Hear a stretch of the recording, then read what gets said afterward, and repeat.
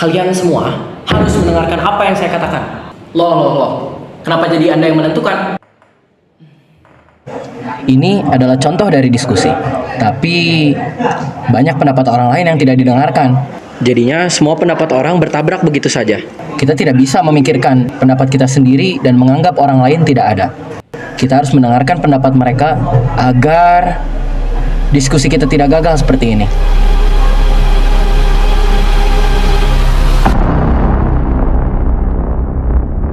Sebagai makhluk sosial, manusia membutuhkan satu sama lain.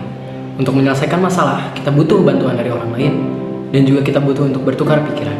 Dan cara yang sangat umum untuk melakukan hal tersebut adalah dengan diskusi. Namun, melakukan diskusi tidaklah semudah itu. Dikarenakan kita berusaha untuk menyatukan berbagai pikiran, berbagai perspektif dari banyak orang untuk menjadikan suatu kesimpulan di mana kita dapat menyelesaikan masalah itu, dan juga apa yang jadi hasil dari diskusi kita menjadi solusi yang sangat baik, efektif, dan juga efisien untuk menyelesaikan masalah itu sendiri. Kita sangat sering melakukan diskusi dimanapun kita berada. Ketika masalah menghampiri dan kita secara berkelompok akan otomatis melakukan sesuatu yang disebut diskusi.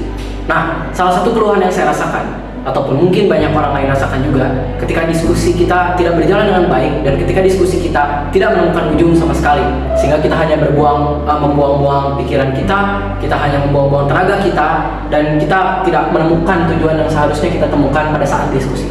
Pertama, kita harus menyamakan satu perspektif, ataupun kita harus memiliki persepsi yang sama tentang diskusi ini.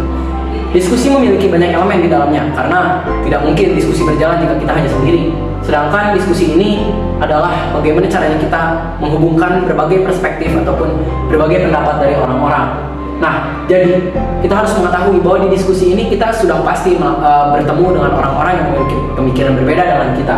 Maka kita harus menghargai juga apa yang akan mereka sampaikan. Artikel yang kemarin saya baca tentang demokrasi di artikel Journal of Democracy, ternyata ada salah satu isu yang mengangkat bahwa salah satu kegagalan dari demokrasi adalah bagaimana semua pihak belum tentu memiliki satu perspektif yang sama tentang apa yang disebut demokrasi dan apa saja yang termasuk ke dalam sikap demokratis. Karena bisa jadi orang yang berada di salah satu pihak merasakan bahwa ini tuh sudah adil, sistem demokrasi ini sudah berjalan dengan baik, tapi ternyata ada pihak lain yang berpikir bahwa ini tidak sama sekali demokrasi, ini tidak terjalan dengan baik, pendapatku tidak diterima. Bisa jadi ada dua belah pihak ataupun kubu yang mungkin merasakan demikian. Nah, untuk mencegah hal tersebut dalam melakukan lingkup kecilnya dalam miniatur demokrasi, salah satu contohnya adalah diskusi. Ternyata sebelum diskusi dimulai, kita harus memiliki suatu keadilan dalam kondisi untuk berdiskusi tersebut, di mana semua orang dapat menyampaikan apa yang menjadi pikiran mereka, apa yang menjadi pandangan mereka, sehingga tidak ada yang terbatasi karena hal tersebut. Ternyata banyak sekali pada saat diskusi yang tidak menyampaikan pendapat, memendam pendapat mereka, itu karena mereka merasa tidak adil dari awal. Mereka merasa pertemuan itu ataupun diskusi itu sudah tidak bersifat demokrasi. Sehingga hal tersebut harus kita perbaiki dari awal. Bagaimana caranya kita membuat lingkungan diskusi yang nyaman sehingga mencapai untuk hasil yang memuaskan dan juga menyenangkan.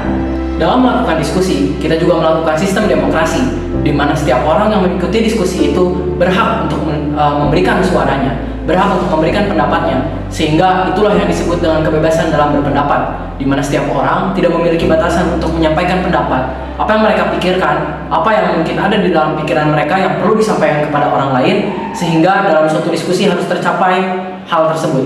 Harus ada pemenuhan hak terkait kebebasan dalam berpendapat. Tapi tentu kebebasan berpendapat itu sendiri bukan berarti kita bisa berpendapat dengan asal-asalan. Bukan berarti kita bisa menyampaikan apapun yang kita pikirkan tanpa kita memikirkan efek sampingnya ataupun tanpa kita memikirkan norma-norma yang ada. Jadi, dalam kebebasan berpendapat, kita juga harus berpendapat yang berbobot. Kita juga harus memiliki pendapat yang memang merupakan masukan dan tidak menjatuhkan orang lain. Jadi, itulah pandanganku tentang bagaimana seharusnya diskusi berjalan, dan juga mungkin itulah hasil dari beberapa hari ke belakang untuk aku mencari informasi tentang apa itu kebebasan dalam berpendapat. Oleh karena itu, ayo kita suarakan pendapat kita. Terima kasih. Wassalamualaikum warahmatullahi wabarakatuh.